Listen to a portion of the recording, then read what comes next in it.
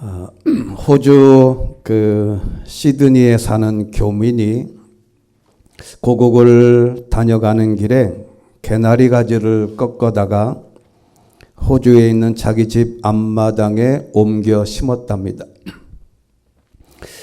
이듬해 봄이 되었습니다. 맑은 공기와 좋은 햇볕 덕에 가지와 잎은 한국에서보다 아주 무성하게 자랐습니다. 그런데 꽃이 피지 않았습니다.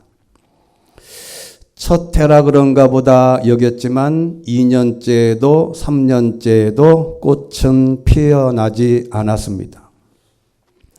그때 연구에서 비로소 알게 되었답니다. 한국의 혹한의 겨울이 없는 호주에서는 개나리 꽃이 아예 피어나지 않는다는 것입니다.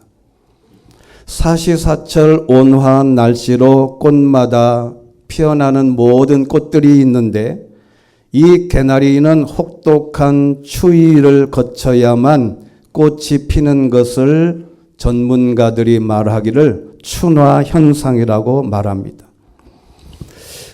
이 춘화 현상에 해당하는 꽃들이 튤립, 히아신스, 백합, 라일락, 철쭉, 진달래 같은 꽃들이 여기에 속합니다.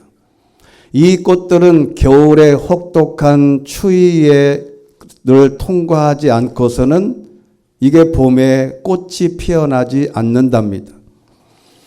우리나라에 아주 유명한 시인이 있죠. 소월 시인이 영변의 약산 진달래꽃, 영변의 북한의 혹독한 겨울 추위를 지나고 나서 피어나는 진달래가 진짜 색깔이 좋다는 겁니다. 이 춘화 현상이라고 하는 것은 가을에 심는 품종의 씨앗을 일정 기간 동안 저온 상태에 두었다가 봄에 심으면 정상적으로 꽃이 피고 열매가 맺게 되는 현상이다. 이게 백화사전에 나옵니다. 여러분, 인생은 마치 춘화 현상과 같습니다. 화려한 인생의 꽃들도 고통과 역경을 거친 뒤에야 핍니다. 봄에 파종되는 봄보리에 비해서 가을에 파종해서 겨울을 지나고 나서 나는 가을보리의 이 수확이 훨씬 더 많고 맛도 좋답니다. 인생의 열매는 마치 가을보리와 같아서 추운 겨울을 거치면서 더욱 풍성해지고 견실해진다는 겁니다. 영어로는 열정을 패션이라고 하지만 다른 의미로는 고난이라고 하는 뜻도 있습니다. 이 고난을 겪어야 진정한 열정이 탄생하는 것인데 성경에서는 바로 이 춘화 현상을 십자가의 고난으로 설명합니다. 우리가 십자가의 고난을 늘 말하는 것은 우리가 예수님의 고난뿐만 아니라 우리에게도 누구에게도 해당되는 적용되는 하나의 수학 공식과 같은 것입니다. 십자가의 고난과 역경이 없다면 부활과 더 큰 소망의 기대는 접어야 합니다. 여러분, 그런데 고난에는 두 가지 종류가 있습니다. 하나는 죄로 인한, 즉 내가 죄를 지어서 당하는 고난입니다. 이것은 사법적인 체계와 그리고 어디에도 적용되는 것입니다. 내가 잘못하면 감옥에 가고 잘못하면 큰 어려움을 당하게 됩니다. 그런데 이 세상에는 이것만 있는 게 아니라 두 번째가 중요하는데 내가 선택적으로 하는 고난입니다. 내가 자진해서 어려움을 찾아서 본인이 자청해서 고난을 당하는 겁니다. 일부러 어려운 일, 힘든 일을 선택해서 고난을 당합니다. 오늘 예수님이 선택한 고난이 바로 이 십자가, 본인이 선택한 것입니다. 여러분, 54절에 있는 말씀 같이 한번 읽겠습니다. 영상에 있는 글로 시작. 그러나 만일 그렇게 하면 성경에서 이런 일이 마땅히 일어나야 한다고 말한 것이 어떻게 이루어지겠느냐. 예수님이 마지막 이 가룟 유다와 로마 병정들에게 잡히시던 날 밤에 말씀하신 내용이에요.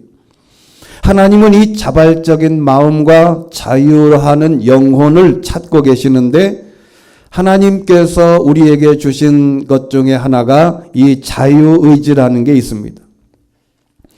이 자유의지는 각 분야에서 설명하는 게 달라요. 여러분 심리학에서는 두 가지 이상의 동기에 대한 선택과 결정은 자신이 자유로이 할 수 있다. 여러분 이것은 뭐냐? 이것이 잘못되면요 어른이 돼서도 선택을 하고 결정을 못해서 애를 먹습니다. 옛날에 이런 우스갯소리가 있어요. 어떤 총각이 마마보이인데 모든 걸 엄마한테 물어봐. 그래서 이거 맞선 자리에 가서 미팅을 해서 맞선 자리에 갔는데 때마침 점심시간이 됐네.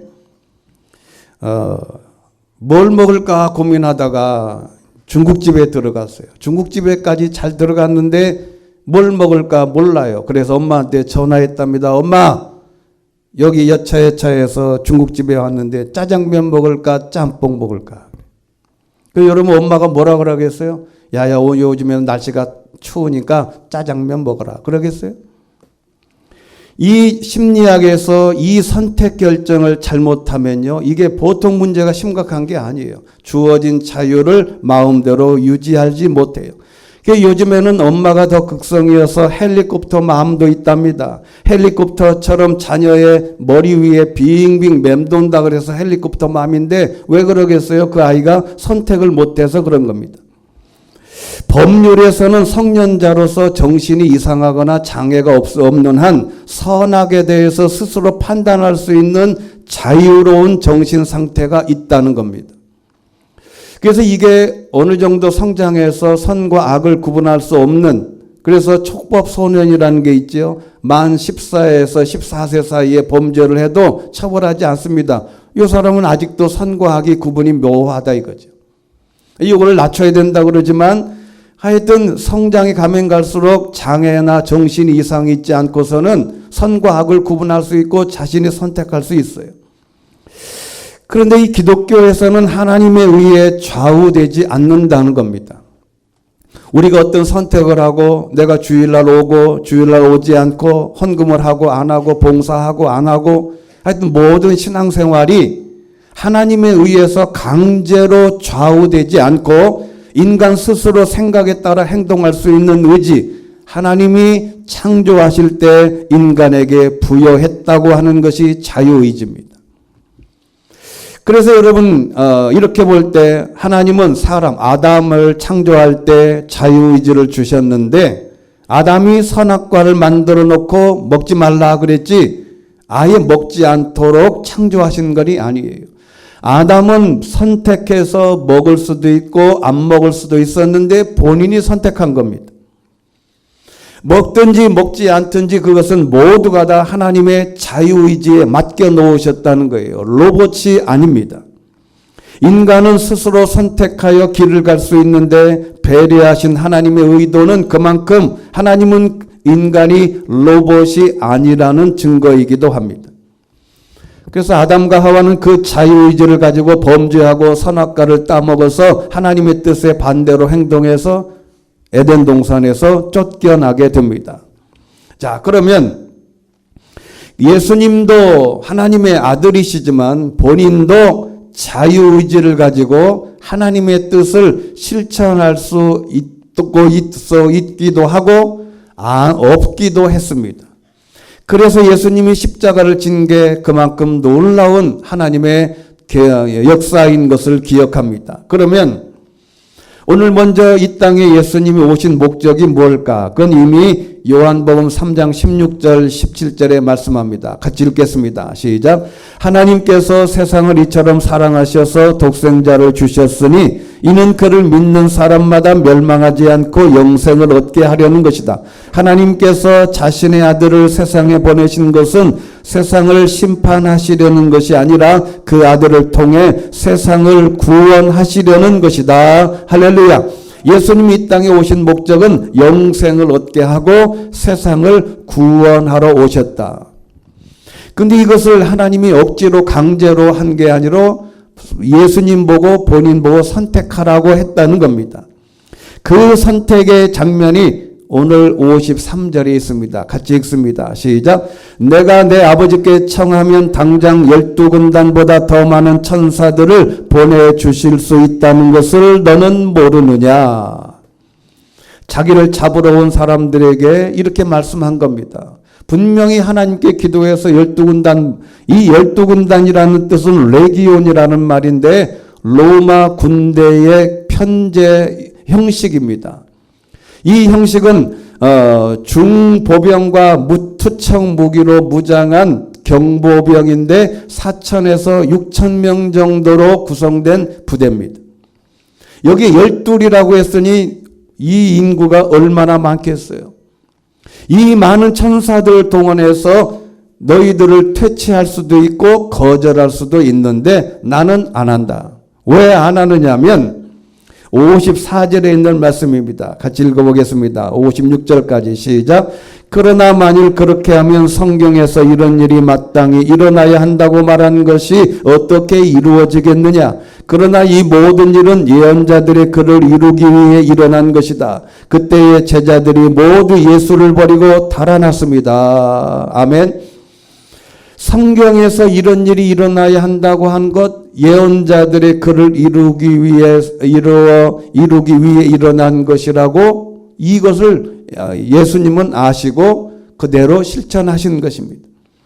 여기 예수를 버리고 달아났다 이 말은요 스가랴서 13장 7절에 있습니다. 같이 한번 읽겠습니다. 시작. 만군의 여호와께서 하신 말씀이다. 가라 깨어나 일어나 내 목자를 쳐라. 내 짝이 된 사람을 쳐라. 목자를 쳐라. 그러면 양들이 흩어질 것이다. 나는 흩어진 작은 것들 위에 내 손을 들이울 것이다. 아멘. 이미 이런 모든 말씀이 구약 성경에 하나하나씩 다 기록이 되어 있는데 이 말씀을 실천하기 위해서 예수님이 잡히시던 날 밤에 3년간 동거동락했던 제자훈련을 하고 모든 기적과 죽은 사람이 살아나는 기적의 현장을 체험했던 제자들이 다 흩어질 거다.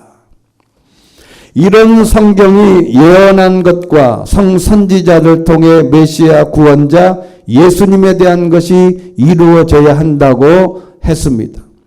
근데 이 모든 것이 여기만 있는 게 아니에요. 요한복음 17장 2절 말씀 같이 읽겠습니다. 시작. 내가 그들과 함께 지나는 동안 하나님 예수 아버지께서 내게 주신 아버지의 이름으로 내가 그들을 지키고 보호했습니다. 멸망의 자식 외에는 그들 가운데 한 사람도 잃어버리지 않았습니다. 이것은 성경을 이루기 위함입니다. 할렐루야. 예수님이 가시는 길 모두마다 성경을 이루기 위해서 본인이 선택했다는 겁니다. 여기 응하게는 당연히 가득 차게 하다, 임무를 완성하다라는 뜻이에요. 하나님의 말씀을 그대로 완성하기 위해서 본인이 선택했다. 요한복음 19장 28절 같이 읽습니다. 시작. 이후에 예수께서 모든 것이 이루어진 것을 아시고 성경을 이루려고 말씀하셨습니다. 내가 목마르다. 여기 중요한 것은 성경을 이루려고. 요한복음 19장 36절 말씀. 이런 일이 일어난 것은 그 뼈가 하나도 꺾이지 않을 것이다 라고 한 성경을 이루려고 한 것이다. 이 말씀이 어디 있냐면 시편 34편 20절에 있습니다. 시작. 그분이 의인의 모든 뼈를 보호하시리니 그 뼈가 하나도 부러지지 않을 것입니다. 아멘. 이 모든 것 하나하나마다 구약 성경에서 예언한 말씀이 그대로 이루어지기를 소망한 것이죠. 요 사도행전 12장 13장 29절에도 있습니다. 시작. 예수에 관해 성경에 기록된 모든 말씀대로 행한 뒤 예수를 나무에서 끌어내려 무덤에 묻었습니다. 아멘. 여기 행한 뒤라고 응하게라고 하는 단어는 이미 성취했다는 뜻입니다. 문제는 뭐냐면 성경을 이루고 성경을 응하시기 위해서 십자가의 길을 가신 것처럼 본인이 선택해서 가셨다는 겁니다. 자, 그러면 다음과 같은 우리의 신앙적 결단이 필요합니다. 여러분, 신앙의 출발은 자유의지, 즉 자원하는 마음으로 하는 것입니다. 하나님을 믿는 믿음이 믿음 안에서 벌어지는 모든 것이 내 자유의지에 타인이 누가 시켜서 하는 게 아니에요. 우리가 보통 보면 어린 나이 때는 이제 그 아이들이 교회 안 다니면 어릴 때는 매를 때려서 너 교회 나가. 막 그래서 억지로 교회를 다니게 해요. 여러분, 요즘에는 또 지금은 뭐 많이 줄어들었습니다만은 남편들이 교회 다니는 사람이 많이 여기 줄어 있지 않습니까? 그래서 이제 여자가 남자 그 교회 다니게 하려고 가전 아양을 뜨고 가전 뭐 이렇게 얘기해가지고 꼬드겨서 교회를 가게 해요. 그래서 마치 남자는 한 번 교회 갔다 오면 마치 내가 큰 뭘 한 것처럼 일주일 내내 뻥을 쳐. 내가 교회 따라갔잖아. 뭘 걸핏하고 교회 따라갔잖아. 여러분, 천국 갈 때 자기 옛날에 그런 농담도 있잖아요. 목사님이 신방을 가서 남자분이 마침 신방할 때 있더래요. 그래서 아니, 당신 부인은 예수 믿고 천국 갈 건데 당신은 지옥 가면 어떡하냐. 꼭 교회 같이 나와라 그랬더니 나는 천국 갈 수 있는 길이 있다는 거예요. 근데 뭔 길이 있냐? 비밀이래. 아니, 그래도 그 비밀 나도 알아보자. 나는 교회도 안 다니고 어떻게 천국 가냐 그랬더니 그 비밀이 있는데 자기 부인이 예수를 하도 잘 믿기 때문에 자기 부인이 천국으로 싹 올라갈 때 자기는 부인의 발목만 딱 잡으면 자기도 천국 간다는 거예요. 아니, 뭐 그렇게 갈 수만 있으면 가면 되죠. 여러분, 그렇게 해서 모든 부분을 스스로 자의로 신앙생활을 해야지 강제로 누군가가 자꾸 해서 하면 안 된다는 거예요. 신앙생활의 출발입니다. 봉사도 헌금도 예배도 거룩한 생활도 주일 성수도 모든 신앙의 행위는 자유의지로 해야 복이 되는 것이죠. 그 다음에 두 번째는요. 성경에 보면 출애굽해서 모세와 이스라엘 백성들이 가장 먼저 성막을 짓게 됩니다. 근데 여기 보면 출애굽기 35장 21절 말씀 같이 한번 읽어보겠습니다. 시작. 그 말에 감동을 받아 자원하는 사람들은 모두 와서 회막 짓는 일에 그 모든 섬기는 일에 거룩한 옷 짓는 데 필요한 예물을 여호와께 가져왔습니다. 여기 자원하는, 이 자원이라고 하는 말은 자발적으로 아낌없이 드리다라고 하는 뜻인데 하나님의 드리는 물질도 자원해서 하는 겁니다. 예를 들어서 무슨 부흥회를 해서 성전 건축한다고 그냥 강제로 얼마씩 이상을 해라. 그거는 하나님의 뜻이 아니에요. 그리고 세 번째는 헌신도 헌금도 문제지만 자원하는 헌신도 마음도 똑같다는 거죠. 강제로 하면 안 돼요. 예수님도 자원해서 고난을 받으셨듯이 우리도 헌신도 자원해서 할 때 하나님의 놀라운 축복이 더 크게 되는 줄로 믿습니다. 자원하면 하나님의 은혜가 더 큽니다. 여러분, 우리가 십자가를 지고 가던 중간에 로마 군사가 구경을 하고 있던 구레네 사람 시몬에게 억지로 십자가를 졌습니다. 같이 한번 읽겠습니다. 시작. 성 밖으로 나가는 길에 그들은 시몬이라는 구레네 사람과 마주치게 됐습니다. 그들은 그 사람에게 억지로 십자가를 지고 가게 했습니다. 여기 억지로라고 하는 말은 강제로라고 하는 뜻이에요. 로마 군사가 구경하는 구레네 시몬에게 너 십자가를 져라. 여러분, 이렇게 강제로 억지로 봉사하고 헌신하게 하는 것, 근데 이 구레네 시몬이 예수님이 못 박히시고 부활하신 것을 보고 예수님의 제자가 돼서 먼 나라로 가서 선교사로 갔다가 순교했다는 전설이 있습니다.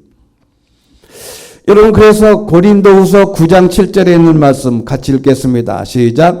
각자 마음에 정한 대로 하되 아까워하거나 억지로 하지 마십시오. 하나님께서 기쁨으로 내는 사람을 사랑하십니다. 아멘. 헌금도 마찬가지. 헌신도 헌금도 억지로 하지 마라. 베드로전서 5장 2절에 있는 말씀 보면 여기는 장로님, 권사님, 목사님, 집사님 모든 직분자들에게 적용되는 말씀이에요. 같이 읽겠습니다. 시작. 여러분 가운데 있는 하나님의 양떼를 치되 억지로 하지 말고 하나님의 뜻을 따라 자진해서 하십시오. 더러운 이익을 위해 하지 말고 즐거운 마음으로 하며 맡겨진 사람들에게 군림하는 자세로 하지 말고 오직 양떼의 모범이 되십시오. 아멘. 여기 억지로 하지 말고 자진해서 해라. 하나님의 직분도 억지로 맡겨서 외양간에 도살장에 끌려가는 송아지처럼 하면 안 된다는 거예요. 여기 억지로라는 뜻은 당연히 강제로, 자원이라고 하는 말은 자발적으로라는 말입니다. 자, 그런데 이렇게 내가 하나님 말씀 앞에 자발적으로, 자의로, 아낌없이 헌신도 하고 뭔가를 해보려는데 가만히 있으면 되는 게 아니에요. 방해꾼이 생깁니다. 아담과 하와가 범죄할 때도 방해꾼이 있었어요. 이 뱀이라는 놈이 나와서 방해하거든. 근데 우리가 하나님의 말씀대로 순종하려고 할 때 제일 방해하는 게 뭘까? 제가 계속 말씀드립니다. 갈라디아서 5장 17절입니다. 시작. 육체의 욕망은 성령을 거스르고 성령의 욕망은 육체를 거스릅니다. 이 둘은 서로 상반되기 때문에 여러분이 원하는 것들을 할 수 없게 합니다. 할렐루야. 문제는 육체의 욕망과 성령의 욕망이 다르다는 거예요. 여기 물론 소욕 욕망은 욕정이 타오르는 것인데 특별히 금지된 것을 탐내다라는 뜻입니다. 여러분, 우리의 욕망은요, 금지하면 더 불타올라요. 하지 말라 그러면 해요. 하지 말라고 하는 것을 하려는 속성이 인간의 기본적인 것 같습니다. 따먹지 말라 그러면 안 따먹으면 되는데 따먹는다니까. 인간의 속성은 금지된 것을 탐내는 속성. 그 십계명에도 있잖아요. 내 이웃의 것을 탐내지 마라. 도둑질하지 말라. 이게 다 금지된 것은 하려는 속성이에요. 여기 대적이라고 하는 것은 상반되기 때문에 라고 하는 말은요, 저항하다, 서로 반대되다라는 뜻입니다. 하나님의 뜻과 내 몸이 원하는 것의 반대 개념인데 이게 성경에 구체적으로 등장하는 게 있습니다. 여러분, 출애굽기 17장은요. 이스라엘 백성들이 출애굽에서 나와서 첫 번째 그 가나안 족속들과 전쟁하는 전쟁 대상입니다. 이게 바로 아말렉 족속이에요. 17장 8절에 아말렉 사람들이 와서 르비딤에 있는 이스라엘 백성들을 공격을 했어요. 여기 아말렉이라고 하는 말은 에서의 자손인데 에서의 손자가 아말렉이라는 사람이었어요. 여러분, 에서는 누구예요? 야곱의 형이라고.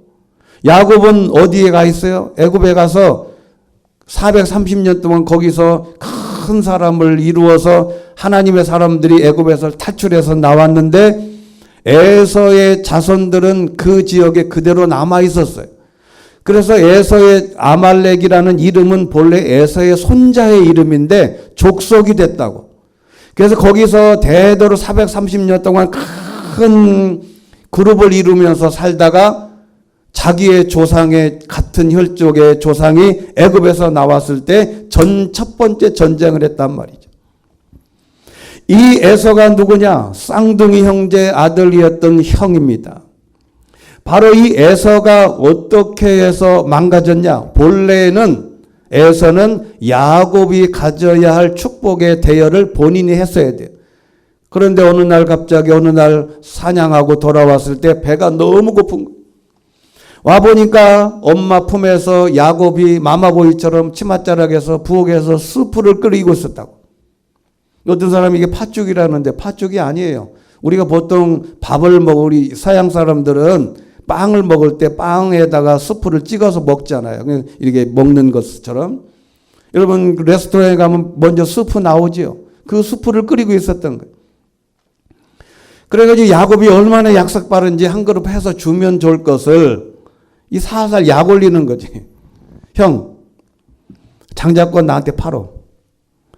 그랬더니 형이 아이 장자권이 지금 뭐 눈에 보이지 않고 내가 배고파 죽겠는데 장자권이 문제냐? 그거 너 가져가라 그래. 뭐 무슨 문서도 없어요. 그냥 말로 하는 거지. 너 가져라 그래. 너 나 가져. 그래 가져. 그리고 수프를 한 그릇 줬더니 허겁지겁 먹고 그리고 까맣게 잊고 있었다고. 근데 하나님과 엄마가 그걸 기억하고 있었어요. 그렇게 해놓고서 먼 훗날에 지나놓고 보니까 그 배고픔, 육신의 배고픔 때문에 소욕을 못 이겨서 장자권을 팔아먹고 신앙을 팔아먹는 거죠.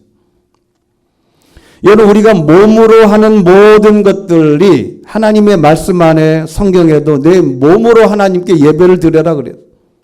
사실은 이 몸이 이 소욕을 못 이겨서 팔아먹은 것인데 신앙생활할 때 가장 먼저 나를 방해하는 게 뭐냐? 내 몸이라는 겁니다. 이 몸뚱아리라.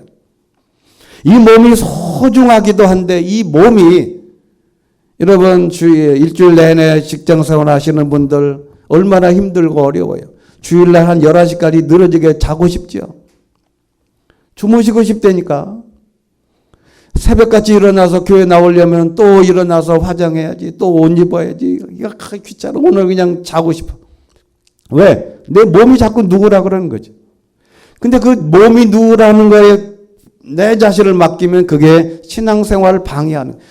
애굽에서 나왔다고 하는 것은 세상에서 탈출하는 것을 상징하는 것인데 광야에 나와서 신앙생활할 때 첫 번째 내 몸이 신앙생활하는 걸 방해합니다.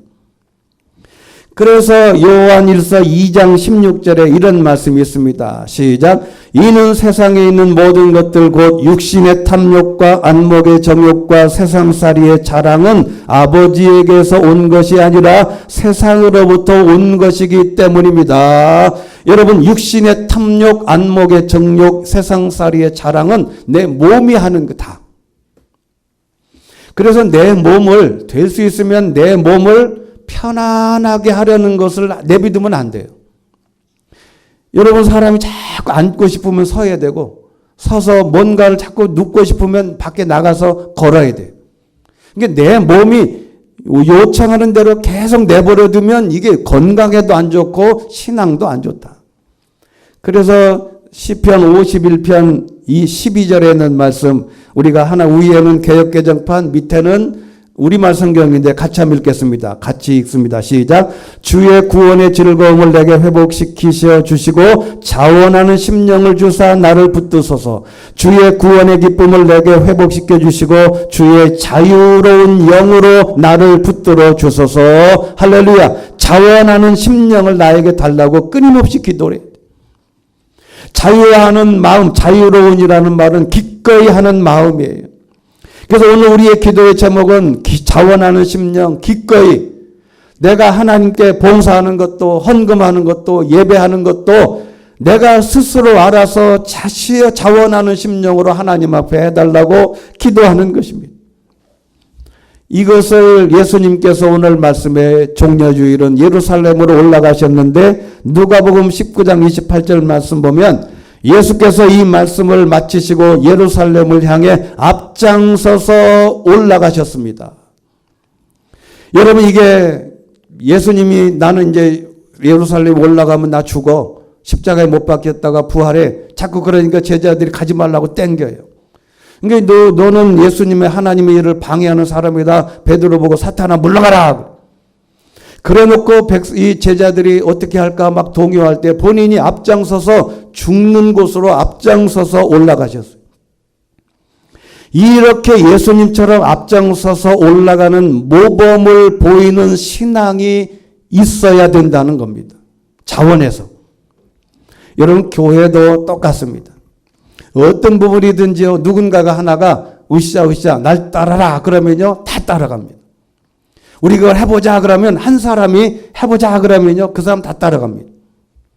희한하게 한 사람이 열심으로 뭔가를 해보려고 앞장서면요 다 따라갑니다.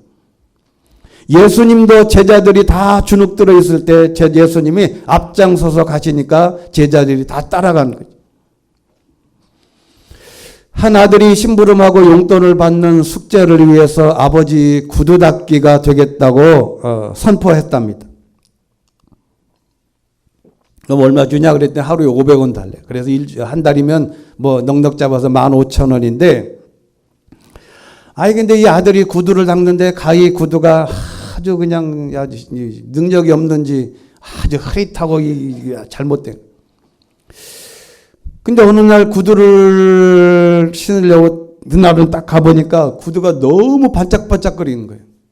그래서 야, 어떻게 이렇게 바짝바짝거리냐 그랬더니 아빠, 오늘은 아빠를 위해서 내가 구두를 1시간을 닦았대요.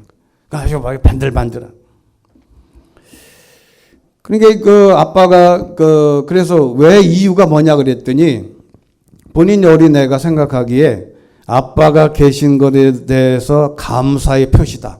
내가 생각해 보니까 아빠가 너무 감사해서 오늘은 내가 감사의 의미로 1시간을 닦았다는 거예요.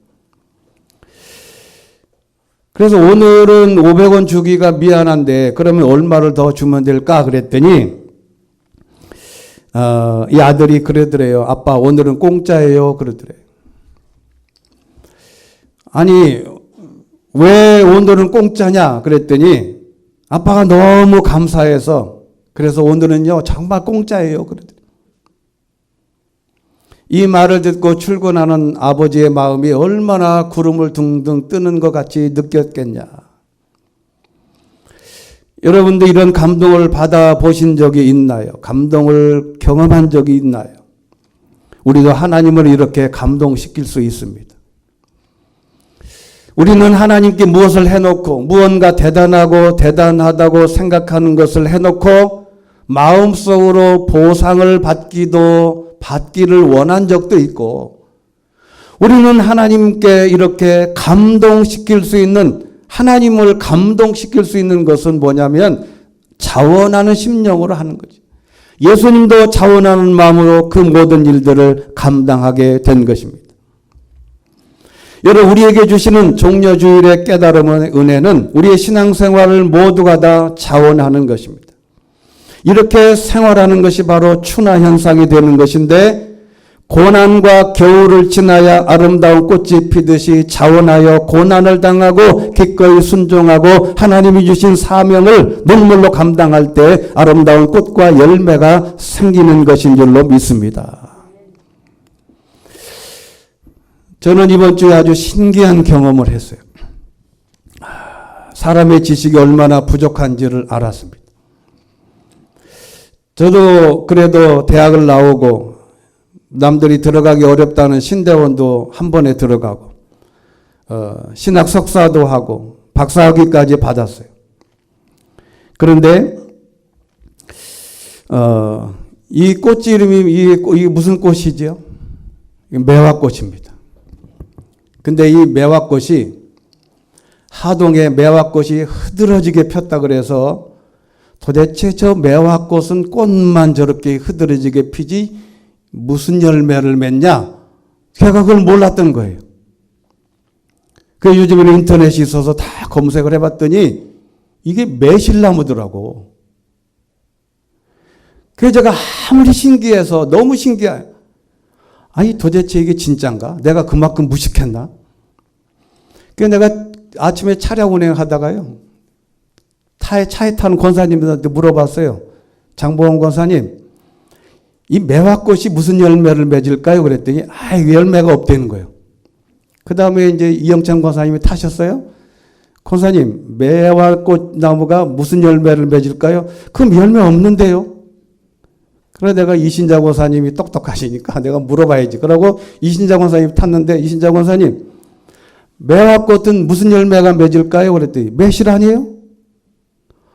그래서 이제 우리 이제 고장로님이 똑똑하니까 그런데 고장로님 탈 때까지 기다렸다가 타자마자 장로님 매화꽃은 무슨 열매가 맺나요? 그랬더니 뭐뭐 하시다가 그 매실인데요 그러더라고. 나중에 알고 봤더니 고장로님이 뭐라 그러냐면 하도 지당한 질문을 해가지고 여기 무슨 함정이 있는 줄 알았다는 거예요. 여러분 제가 이 나이 되도록 매화꽃에서 매실 열매가 맺는다는 것을 전 처음 알았어요. 얼마나 우리가 진짜 무식한지 모르는 거예요. 여러분, 이게 신앙생활도 똑같아요. 뭐냐면 오늘 뭐를 말씀드리고 싶냐면요. 하나님께서 우리에게 최고의 선물을 주셨는데 자유의지인데 자원해서 뭔가를 해보시라는 거예요. 여러분, 이것을 오늘 알았다면 오늘서부터 뭘 하든지 신앙생활은 앞장서서 내가 자원해서 열심히 하면, 여러분 근데 이 매실나무 열매를 우리나라가 이렇게 잘해서 반찬할 때 뭐 할 때 넣어서 먹을 때가 얼마 안 됐어요. 근데 여러분 이게 그래서 나 이제부터는 매화꽃을 얼마나 난 존경하기로 해서 꽃도 이쁘고 열매도 풍성하게 하고 얼마나 좋냐고. 이게 꽃만 화려하지 열매가 없는 게 얼마나 많아요. 여러분 우리가 이 땅에 살아가면서 매화꽃처럼 열매도 꽃도 화려하고, 여러분 우리가 개나리는 개나리 꽃은 화려하지만 열매가 별로 우유 주는 게 없잖아요. 보기만. 오늘 이 사실은 잊지 말아야 됩니다. 십자가든 하나님의 일이든 춘화현상, 고통을 통해서 자유로 하나님의 일을 감당하면 하나님이 거기에 대한 하나님의 놀라운 열매와 축복이 이어진다는 것이에요. 여러분 이 사실을 꼭 오늘 알았다면 오늘도 저희들이 믿음으로 고백하고 자유로 모든 일을 감당해서 하나님 앞에 큰 은혜를 그리고 많은 열매 맺기를 주의 이름으로 축원합니다. 자비로우신 하나님 아버지, 우리가 평생을 신앙생활하고 우리가 신앙생활을 해오면서 때로는 내 의지가 아니라 타의에 의해서 여기까지 왔다면 오늘 우리도 다시 한번 반성하고 예수님처럼 앞장서서 예루살렘으로 올라가고 십자가도 지고 하나님의 교회에서 앞장서서 내 스스로 모든 일을 감당할 수 있는 은혜와 축복을 더하여 주시옵소서. 예수 그리스도 이름으로 기도드리옵나이다. 아멘.